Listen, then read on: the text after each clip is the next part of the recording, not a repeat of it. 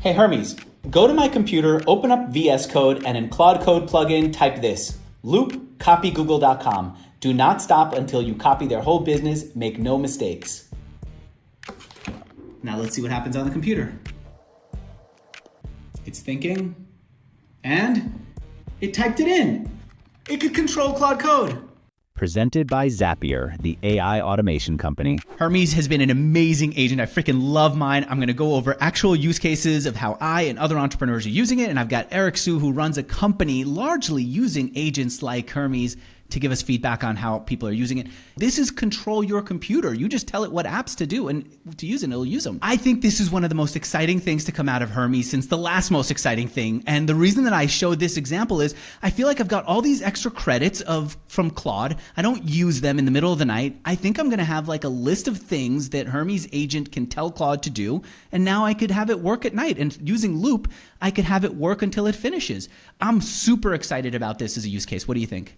I haven't used this yet, but I think this is great. I think what's probably more important is probably the loops piece, because I made a resolver that basically looks at all the work I'm doing inside of Claude Code and also inside of Codex or Hermes as well. And then it's just kind of observing what I'm doing throughout the day. And it tells me at the end, here are the things that you should loop. These are the things that you should continue. And then based on what you're doing over here with this workflow, you can have it continue, right? So I think it's almost like a little combination of things going on here. So I think this is smart. I didn't even know this came out a few hours. Just came out on Tuesday. All right, this is one use case. Let's go on and take a look at other people's and use cases. I really like what Alex has done here. And look at this. It built the entire report out, gave it a high-level overview. Report about his competitor. Exactly all the tech behind it, which is all accurate. It has the payments, how much everything costs. It has all the analytics, the events, Look at the look on his face of delight of seeing what his competitor is doing, because he's going to copy some of their best features. Analytics are collecting. This is amazing. If we were to go say, hey, put this in a markdown file, then we take that markdown file, we hand it to Claude Code or Codex. It can build out everything Creator Buddy is doing well. He's just basically saying, I want you to go and look at my competitor, tell me what they've got, and then give me a markdown file that I can tell Claude Code so that it can go and copy the things that I like. The setup for something like this super easy. Open a browser and go to creatorbuddy.io. This is him just giving the prompt. Do a full research and technical breakdown of the site. What stack does it use? How does it work? Which features does it have? What can we emulate? Okay, simple prompt, simple control of a browser. What do you think of this as a use case for Hermes? I think by itself, it's useless. I think when you make it a repeatable cron job, for example, or an automation or a loop or a routine, whatever it is exactly, if you're running it daily, or maybe you're running, this one's probably you're running it like a weekly or monthly type of thing, depending on what you're doing, it becomes way more useful. I found that whenever I made these, it was really cool in the moment, but I found with Hermes, I'll do a lot of these one-offs, but a lot of them go into the ether. I tend to forget about it, right? What's cool is when I'm working with Hermes and you have the cron jobs go into a channel where you're seeing the alerts every single day, and there's actually, it's trying to move the ball forward every day, or even if you're having it in Codex, that's been a lot more useful to me, because what ended up happening before was I made up too many of these different reports that ended up going nowhere because I took no action because it was just too much stuff. Got it. So it's now a lot of extra homework for you versus the Hermes Agent taking things on. Speaking of the Hermes Agent taking things on, I have opinions about this thing that he does. So here's the routine that has changed my life. You wake up, go to your computer, open up your Kanban board, get all your to-do items for that day, and start putting them in triage. So here's how I'll do it. I'll say script a new Hermes YouTube video about use cases. I'll click create, and I'll make a new one. Come up with 3 tweets about Hermes use cases. Create. That's 2 in there. Okay. Bottom line, what he's doing is he's putting it in there and he's letting his Hermes Agent take it on. What's your opinion before I give mine? I think this is AI theater. And what I mean by that is it looks like you're doing a lot, but you're actually doing a lot of nothing. This is, to me, it's a lot of wasted energy, because first of all, I've used this Kanban board, and this version of it, and maybe it's gotten better over time, but this version of the Hermes Kanban board, it's not that useful, and it actually misses a lot of context. When you click into the cards, I actually don't even understand what it's saying. And so will eventually become more useful, but in this context, I don't see it being that useful. I honestly see the Hermes desktop app where you can see the different things that you're working on, kind of like how it is with Codex and Claude Code. That's a lot more useful for me. And then the resolver thing that I brought up, where it'll just give you like a daily priority list for maybe when you have an hour at the end of the day where you can just kind of knock things out. I think that's a lot more useful versus having to go through a Kanban board like this that I don't understand. Wait, what's the resolver thing that you just mentioned? Yeah. So I used Codex to build this thing because my issue was, and Andrew, I'm sure you're dealing with this. You're building all this cool stuff, and I have Claude Code open, I have Codex open, I have Hermes open, but I have so many open threads that I forget what I'm working on and I forget the priorities of these things. And so at the end of the day, it would just kind of organize everything together and say, hey, these are actually the priorities, and I think you should actually consolidate some of these because you might have worked on them in duplicate scenarios. And that way, I feel like I'm continuing to move the ball forward. And some of these things you can loop if you want, but my issue before was I was just getting lost. Wait, what do you mean by what's taking things out of Codex, out of Claude Code and Hermes and combining them into open assignments? Yeah. So I was at this AI mastermind with a few founders. This was like a month or two ago. And one guy was talking about how there's a company called TerraMine where like they just keep watching what you're doing on your screen. And then obviously you heard about Meta taking like screenshots of their employees. I'm like, forget doing that. I just want to do this for myself because I need to know like all the things I'm doing and all the things in ways I'm being inefficient. So maybe there's things I need to skillify, but also there's things I need to come back to on the Codex, Claude Code, and Hermes side of things because I just forget because we have so many things going on in parallel right now. And so when I just kept building on it, first I built the thing that kept watching me and skillifying things. And I'm like, hey, what if we built something where it helps me just check open threads and helps me prioritize them? And I was like, hey, what should I call it? It's like, you should call it resolver. I'm like, that sounds good to me. Wow. Okay. I agree with you on the Kanban board, and I want to emphasize this. It was one of the things that drew me to updating Hermes. The Kanban board is absolutely useless. It looks beautiful. It's not good because it's on the single computer. It doesn't do the things that I want. I prefer to put it in Notion, and we're going to see what you do. Let me actually show one other thing that he does. The other thing that I think is, why write it on a piece of paper? Just send it over to Hermes via Telegram. Having said that, what I do like about his point of view here is find ways to offload things to the agent. I'll even tell you a simple thing that bothers me. They're groceries. My wife hates when I eat something and then I don't replace it. I just say, Hermes, add it to our shopping cart. And the stinking shopping cart app from whatever market that we use sucks. I can do it here. Okay, let's take a look at something that's more meaningful from him. I really like this. You have a different take on it. Let's take a look at him. And basically just have a hub for everything you've done with your personal wiki. This is mine right here, and I'll show you how to set it up in a second. But basically, you can go in, see a whole bunch of topics you've talked about in the past, see each and every one of your daily logs and what you've worked on every single day. And it's basically like an automated diary of everything that he has done. Here's a little bit of how he set it up, and then I'll show how you do it. I want to build a memory wiki. This should be a site I can visit that has a list of all the subjects we've talked about and the daily logs of what we've done together. So he basically prompts it, and it creates that daily wiki for him. What do you think of that? Should I be creating a daily wiki this way? So I don't know if he's talking about Obsidian here, but I use Obsidian and it will basically, it logs, there's a daily log, and then also a lot of the decisions that I made go into my Obsidian. And so it seems like this is a version of that. I don't know what he's using here. He's basically having Hermes do it for him. Here's your setup here. You actually use, are you still using QMD memory? Here's what you said. You want to use Obsidian for memory. So this is really important because your Hermes isn't going to have the best memory in the world. So you definitely want to upgrade the memory using Toby Luke's QMD. So there's a GitHub repo for that. Literally, it's the letters QMD. And then if you have an Obsidian, then every day there's a daily log. All of the decisions that you're making, you're logging it into Obsidian. That way you have Obsidian, and that way you have linear as well. And then you have a closed loop system that continually improves. And there's all this other scaffolding. Imagine that it's almost like every day you're working with Obsidian, you're constantly upgrading over time. And this is what you did in your video. That's what you explained. Are you still using QMD? How is it different from what he just described? Yeah, so I have I have QMD, which is Toby's memory tool, and and then I have there's GBrain. I use GStack. There's a handful of these different repos that I use, and then The biggest piece, so I wouldn't say QMD replaces Obsidian or Linear. Obsidian to me is just that running log. Every day it's just recording decisions over time. Linear, it will just place things into projects if I need to. That way I can collaborate with other people on it.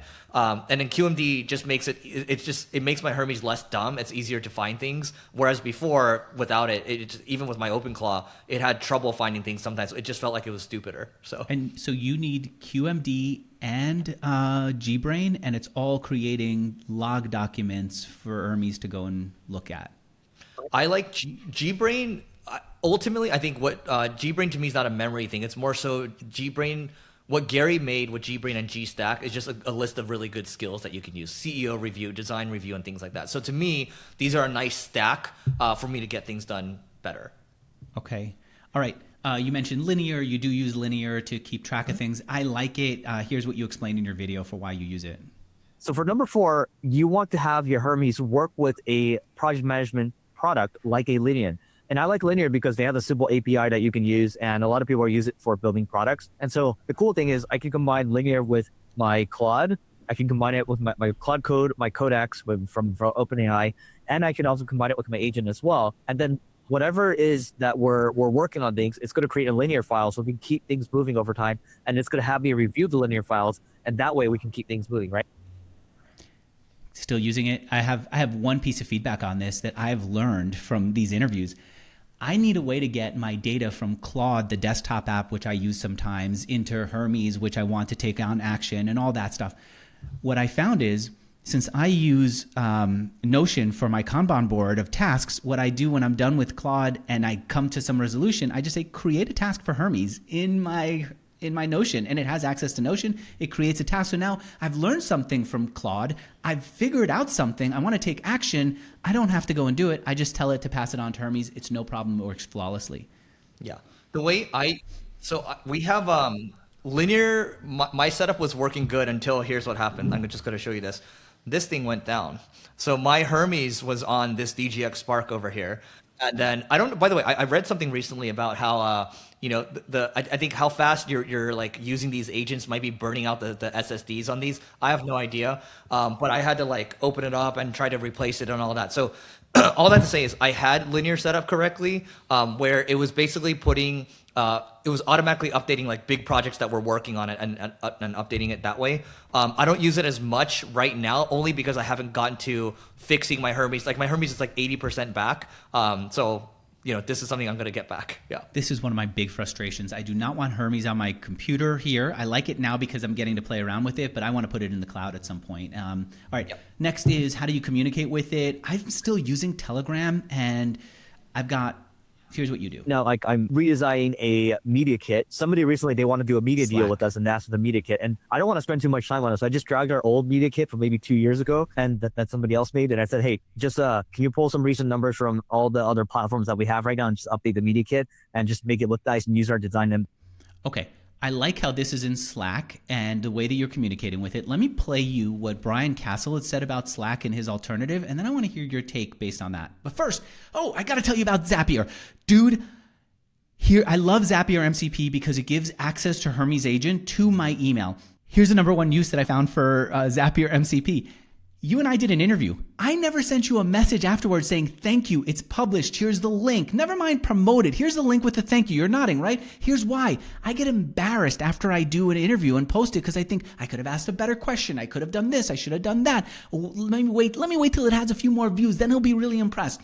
What I did was, I said to Hermes, every day at 5 o'clock, I want you to go into my YouTube channel, see who I publish with, then go into my email account so you can find the email address that I use to message them, send them a message saying, this interview is up, and actually draft it under me so that I could hit send on it. I'm having it go into my email, and if someone didn't respond to my message, I want to kick it back in with the draft message written for me. That's one of the best benefits of having Zapier. Zapier's the best. So good. So good. Okay. All right. Here's the alternative to Slack. Let's first take a look at what Brian said about his problems with Slack. In Slack, at least, it's not really able to do threading or really multi-channel. You sort of can, but it just doesn't work reliably. So I've actually landed. Did you actually find that problem before I show you why he moved on to something else? No, can you repeat that piece? I'm like looking into this guy real quick. Brian Castle, he does a lot of videos on this. And one of the things that he discovered was that the threading doesn't work well in Slack. And he goes into it in his video. Do you find that too? I don't find it to be a major issue. And here's the thing. Let's say it is an issue. Let's entertain him for a second. Okay, well, how am I supposed to convince my entire company to move over from Slack, where we have a lot of our stuff built in already, over to Discord, which I don't have a problem with, but also like as someone with a gaming background, like Discord, it's nice, but it's missing a lot of things. So. Yeah, his solution is Discord. Here's the reason why. I really like Discord for a number of reasons. First of all, the formatting, the markdown support, it's really nice and readable. The other thing I like is that I can separate out and have multiple channels. So these are like sort of like areas of my business. So for example, I've got my main HQ, that's sort of like a general channel. I got tasks related to my YouTube channel happening in here, content development. Kit is my email marketing, my Builder Methods site. It runs some like SEO tasks. Okay. I'm thinking of switching over to Discord. I think what it is if it's single player mode, Discord seems to make a lot of sense. If it's multiplayer mode, I think Slack is the way to go because that's where your team is. I actually asked my Hermes this question, I think a while back. I was like, hey, to your point, I'm like, I would use Discord if I'm alone. I'm like, so I should be using Discord, right? Or should I use Slack, or should I use Telegram? Like, what's better? And then the other day I was like, hey, should I put it on iMessage? And then it basically gives me, I'm always asking every day, what's the highest leverage thing I can do? What's the highest leverage thing I can do? Give me the leverage score, 1 through 100 on this. And it was like, Slack is like a 9 out of 10 or a 90 out of 100 for you because it's multiplayer, because you can do X, Y, and Z, and you can add all these connectors to it. Discord, not so much. Telegram is good for us to maybe communicate privately. iMessage is more just for convenience, but that's kind of how I see it. So maybe, Slack is probably like if you're running a business and you have multiple employees, or if you have a lot, definitely you should be on Slack if you have a lot of employees. But I think single player mode, yeah, I'd probably go with Discord. And you know what? And one of the things that you told me was it's sometimes hard to even get your team to get on Slack with an AI agent. They're not sure. Are you trying to replace me with the AI agent? How does it work? Am I going to look like a fool? Okay, so if it's hard enough, let's not make it any harder by making them switch over to a different platform. Okay, great. Let's move on to the next point. Man, I really like Nate Herc's stuff. Let me show you the thing that I thought that was the coolest that he did, and you've been playing with video, so tell me what you think of this. I've seen my videos on my channel about Hyperframes with Claude Code, basically to edit videos. I wanted to see if Hermes could do that. So I said, hey, can you make me a video using Hyperframes about what Hermes Agent is, how you work, how you remember things? It ran all of these different things. So it has a skill called Creative. It had a skill called Man Video.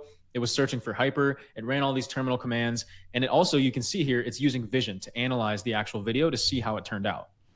Now, its first pass wasn't great. It didn't even use Hyperframes. I'm not exactly sure what this used. But as you can see, some of the spacing is off. It's not amazing, but it's not terrible for the fact that I just said, hey, make me a video. So basically then I said, okay, what tool did you use? I wanted you to use Hyperframes. So it had to look into it. It did the research on its own. It asked me if it could install Hyperframes. I said yes. And then it comes back with a video that's actually much, much better. So I'm not going to play the whole thing, but here's the video that it actually came up with. It looks a lot better. The spacing is a lot better. It just has these diagrams that actually like don't overlap and they're not going out of bounds. So that looks good. What do you think? So it looks good, but let me tell you what, here's a lazier way to do this. One, I don't want to put in the work right now. I don't think you want to put in the work right now to learn this. So in my opinion, it's going to get to the point where you don't need to think about all this initially, because usually Nate is showing the latest stuff and he's figuring it out. My opinion, I was just talking to my CTO at lunch. I think Fable, like a Fable 5-ish model in the future, is going to be so good where it's just going to do it for you, right? Just like when you're able to see someone made literally an Age of Empires game using Fable 5 versus Opus 4.8, it's just levels above, right? And so I think this is, I think everybody's going to be editing in this way. I also think that here's the thing, even if you learn it right now, it's not quite there yet, right? I've seen his videos where he has it. I'm like, it's kind of cool, but I still rather just go with my current editors right now and pay the premium. But I think once you have a Fable 5 that's really out there in the market, I think it's just going to be doing it for you and without this much kind of upfront thinking. Wow, this is new, because when I interviewed you last and you showed me your setup, your whole thing that stuck with me was you're even having it create videos for you. Okay, that's interesting to see. My other take on this is I hate watching all these videos on X with nothing but text. Dude, just write the frickin' thing. If you don't have anything interesting to show, just and all it is text. Just let me read it at my own pace.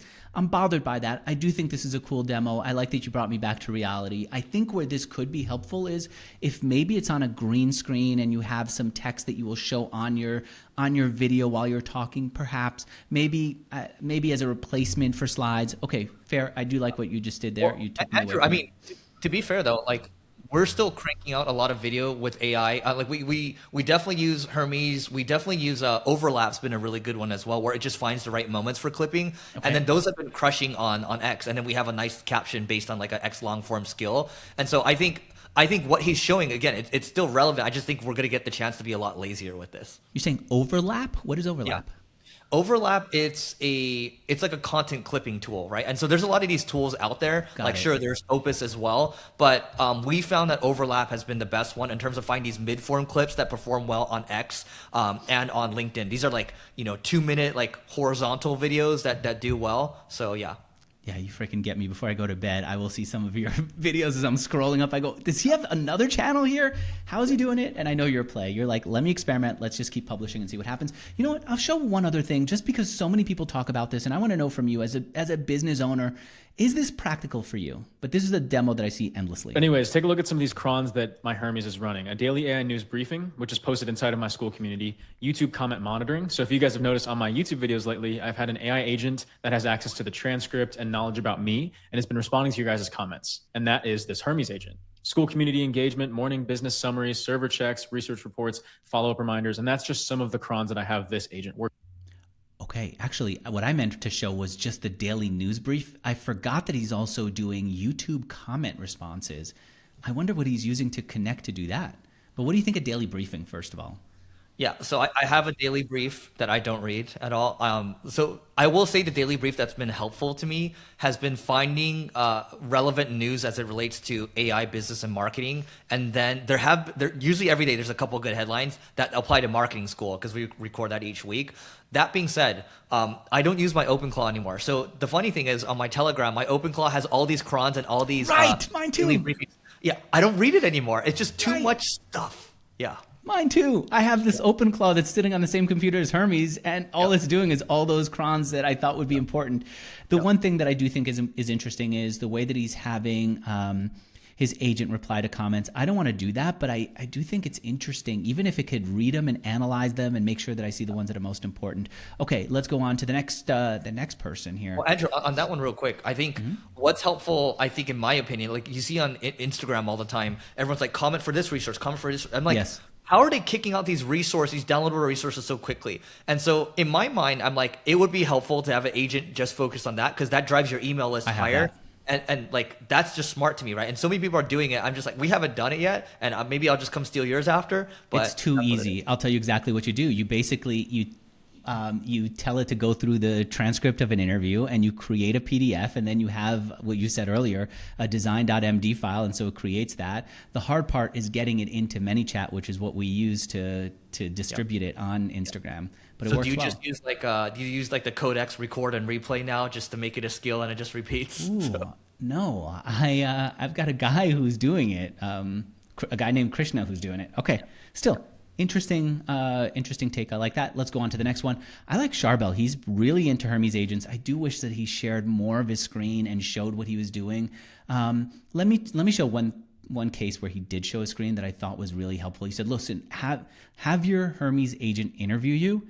And then he showed the way that he has it interview him. And this is so that it understands you and knows how to work with you. But listen to this. Help me find homes to buy in France.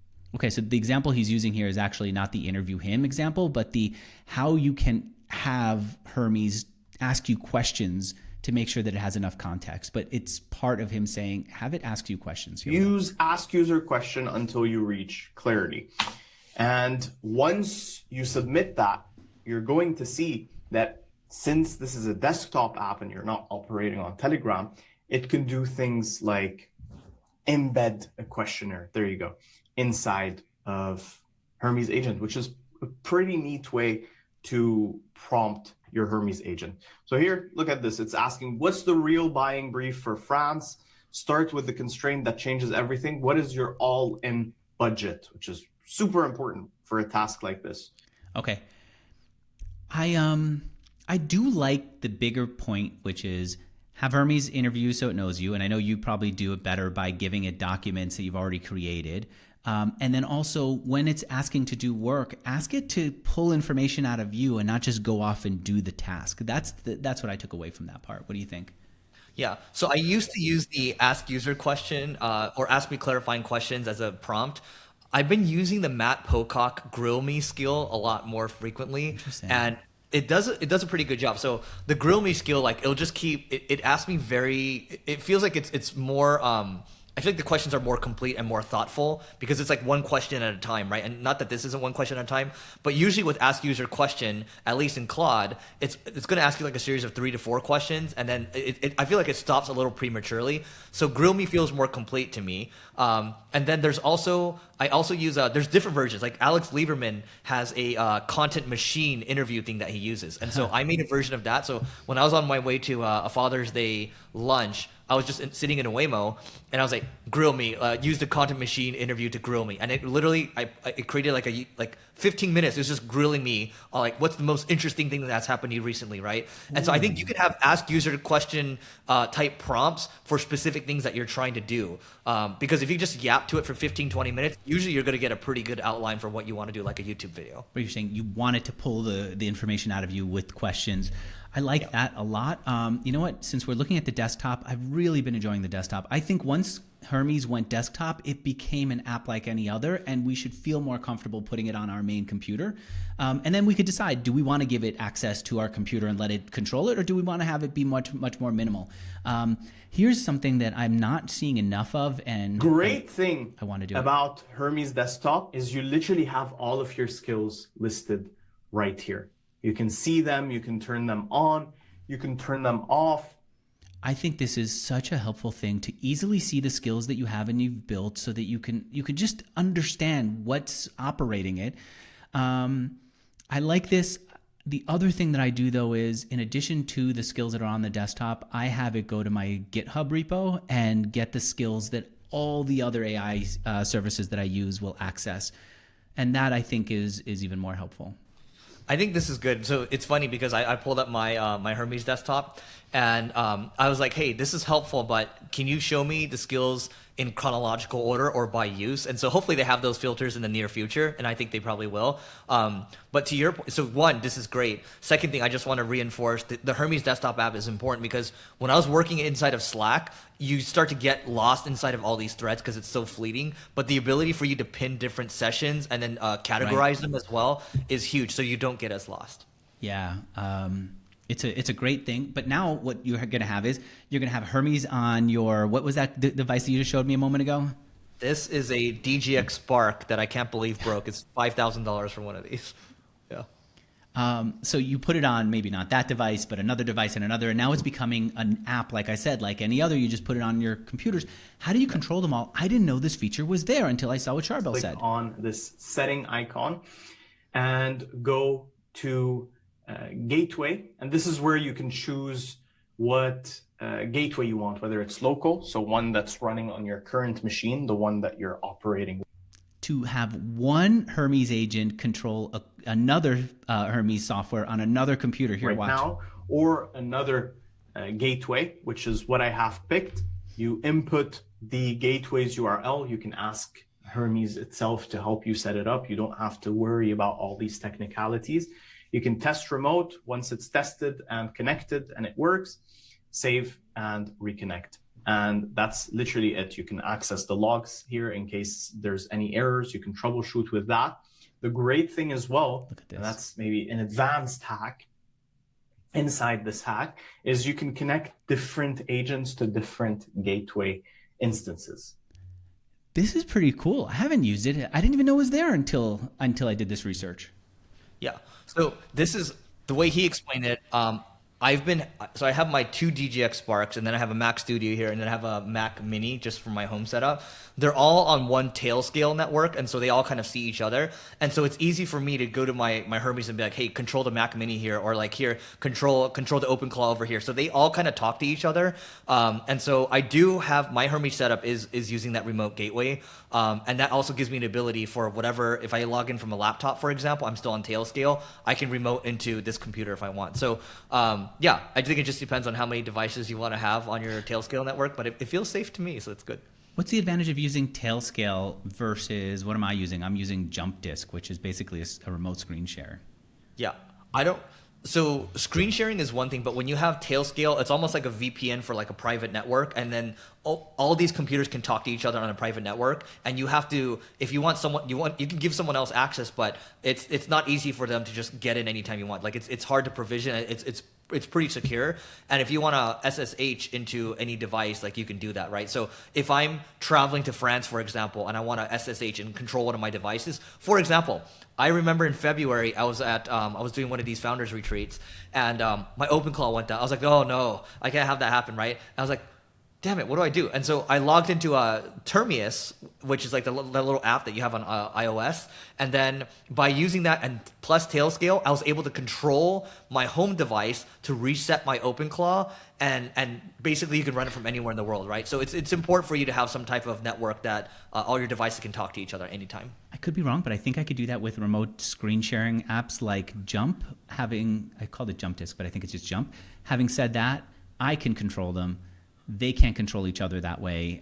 Okay, so I see the advantage. Let's look at one last video here with use cases for Hermes. And by the way, everyone, I'm trying to figure out how to do this. I want to learn about all these things, and I want to figure out how I can like learn from both watching videos, but also from people like Eric. I would like to learn from you. Is this helpful for you to see these videos? Actually, you know what, Eric? Are these videos helpful for you? Is this a good session the way that I'm doing it? It's an experiment. This is good. I mean, this is phenomenal. I'm like, first of all, I haven't seen a couple of these, and I like this session of reacting. Like, I even want to kind of make this for myself reactions because I hate doing reaction videos. So this is phenomenal. I like it. All right. Last set of examples. Here I've typed, find the top 5 YouTube videos ranking right now for email marketing tutorial for beginners. For each one, save the title, channel, and what it covers to a file. Then tell me which gaps you noticed. We'll go ahead and hit send, and it decides to use the skill YouTube content. It notices that it doesn't have Chrome installed yet, so it's going to set it up for itself, and you'll see it's thinking output as it's working. The agent will spend a minute or two doing the research. Just let it work, and when it's done, it'll reply with a summary in the chat and confirm where the file is saved. Now, if for some reason your agent doesn't have access to the tools it needs to run the task you've asked of it, it'll tell you and present you with options for what you can do together to make it so that it actually can do the job you've asked. For me, after a few minutes, it comes back and says where it saved the file here, opt/data/email-marketing-top5-YouTube. Okay, he's got this report here. I have a few problems with this. Number one, I still cannot stand when people just put the files on their computers. Now, how are you going to get it? Why not put it on, if it's not Notion, put it somewhere where it's accessible, number one. Number two, as he goes on, you can see that it had found one of his videos, like number 3 in that list. It's his video, which means that he didn't tell his Hermes agent who he was and give it enough background. And number 3, I like that he showed how it used the Chrome browser and even asked for it. I thought that was a very helpful demo to see that it's asking for the tool and it's using it. I think often we think of browsers when we should be thinking of what tool can we give it direct access to. So for something like this, I would just give it vidIQ. And with vidIQ, you can get this data faster and more detailed. And that's my feedback on this. What do you think? Yeah. So I think this is one of those other AI theater pieces where it's when you start using this initially, it's like, oh, cool, you can make all these reports. But when I tell my team, guys, like, we don't need more dashboards and we don't need more reports. Like, we need, like, what is the next step afterwards? Like, we need to build these workflows where it gets to at least drafting something. And so an example of this would be Alex Hormozi has a More Mosey channel, for example, where he's pumping out like 15, 20 videos a day. I was like, how is he doing that? I was like, okay, Hermes, use the YouTube API, use YouTube API is fine, right? take a look at this channel. What is he doing exactly? Okay, take a look at the leveling up channel. Okay, what do we need to do exactly to do this? And it actually was cranking out videos in that type of format where he has like these 5 to 10 minute mid-form videos and where he has like very direct and specific titles, right? And some take off, some don't. And literally it's working for me. Where I went wrong with that, by the way, is if you're going to make this stuff, you need to figure out who you can hand it off to, because you as one person, you can only do so much, right? So what's been working for me, I was, again, talking to my CTO about this. I was like, dude, like, I spent all this time building these things, and like the skills dojo that I have where it has like a list of our skills. I maybe get things to maybe 70 to 80% there, and I tinker as a founder. And he's like, dude, just keep doing that, because we'll take the things that are actually good and then we'll build it out more and we'll hand it off to other people. And so I think the problem is, like you, Andrew, or me, like we're probably overbuilding right now, but we're not figuring out like, hey, who can we actually hand it off to? And what ends up happening is we end up having these like dead open claws with a bunch of cron jobs. I'm the opposite of you. I'm very much a one thing until it's done, and then sometimes I go too far and keep iterating on it. Like you might see me with this in 60 years. Andrew, what are you doing? You haven't moved on. So that's a problem for me. But having said that, the one advantage is I try to keep VS Code, which is what I built this tool that you're looking at here that lets me show all these videos. I try to keep it on my screen so that I don't look away. Even if it's like on one of my monitors and on the other monitor, I'm doing something else while I'm waiting for it to be done. And then I am very much an iterative person. It has to just get done, or else I feel like something is wrong with me. Something's wrong with my life, and I get very irritable. You know, all these open tasks really bother me. But having said that, I do not want it to keep me from playing. You know, that if I have to complete it, if it has to have a real business purpose or else I don't touch it, it's a mistake. I have to play, because through play, good things come out. Let's take a look at one last thing, actually. I'll have all these videos. I have so many extra links that I wanted to share, but I don't want to take forever with it. This last one I think is interesting to talk about because it's the last thing that I usually do. Save that whole workflow as a skill so the agent can run the same research on any topic without you having to type the long prompt again. So now we'll say, save that workflow as a skill called competitor-watch. From now on, when I give you a search term, find the top 5 YouTube videos, save the same info to the file, and call out the gaps. We'll go ahead and submit that. All right, the agent confirms it, saved the skill, and tells us what the skill does. Let me ask you this with it. I definitely will update my skills after I do a big project. Like you and I are going to be done recording, I will update my skill. Actually, it's late, so maybe I'll do it tomorrow. With everything that I learned. I don't do that with Hermes. I kind of count on Hermes to do it itself. And what I might do is if something's critical, I might say, this is going to be important. I want you to make a skill. But I don't get so prescriptive as he is. What do you think?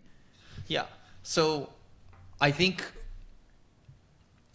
trying to be prescriptive, to use your word, and saying, hey, like doing it manually, that's where I've kind of struggled a little. Like occasionally, like where it makes sense, I'm like, hey, should we skillify this, right? But I think having to think like this would probably give me a little too much anxiety because I'm not a detail-oriented person. What I will say is that thing that I mentioned earlier where it's watching my screen the whole time, right? So it's a screen monitor for myself, and it's figuring out what to skillify at the end of the day, and it's rating the leverage score, or you can set it for a weekly thing. That's probably more helpful to me because if he sees me working the whole time, chances are, Andrew, like you might think of some things that you should skillify, but like there's a conversation today I had with my head of talent, and from that one conversation, I was just curious. I'm like, was it 1 or 2 things? And then I just dropped it into my Hermes, right? I was like, hey, how many things here should actually be skillified that are actually genuinely differentiated? It's like 3 things here, right? So my point of saying that, sharing that example is like, we just don't know how much gold we have coming from these conversations. And oftentimes it's like one-on-one conversations like this or internal conversations. So. Okay. Now that this interview is done, I have Eric showing specifically how he works with his OpenClaw with his team, and everything that applies there in that deep dive into Eric's system will apply to Hermes. I want you to go watch that next.